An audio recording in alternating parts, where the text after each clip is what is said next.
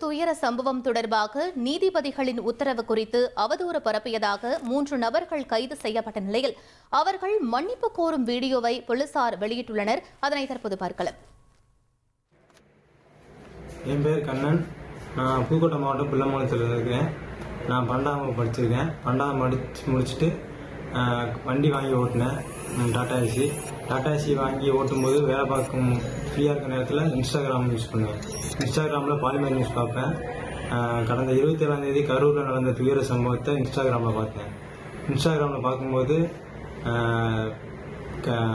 கரூரில் நடந்ததை நீதிபதி ஐயா அவர்கள் வீடியோ போட்டிருந்தாங்க.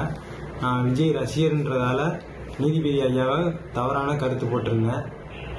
நீதிபதி விலைக்கு போன தருணம் என்று கருத்து போட்டிருந்தேன்.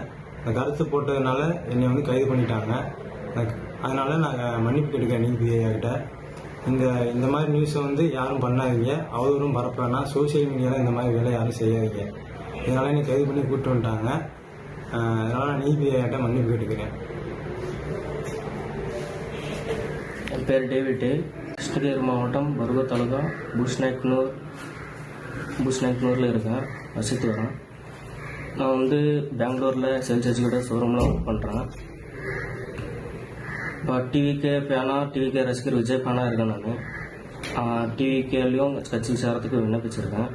அதுலேயும் சோசியல் மீடியாவும் யூஸ் பண்ணிட்டு இருக்கேன். நான் வேலை முடிச்சிட்டப்பறம் வேலை அப்புறம் யூஸ் பண்ணுவேன். நான் social media, Facebook, Instagram, WhatsApp பார்ப்பேன்.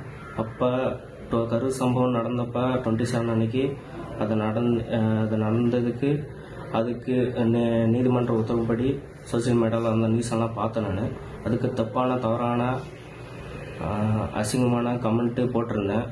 அதற்காக இன்னைக்கு 5 அக்டோபர் இன்னைக்கு போலீஸு செயின்ட் தாமஸ் மவுண்டனில் கிரைம் போலீஸாக வழக்கு பதிவு செஞ்சு கூட்டிகிட்டு வந்தாங்க, அரெஸ்ட் பண்ணியிருக்காங்க.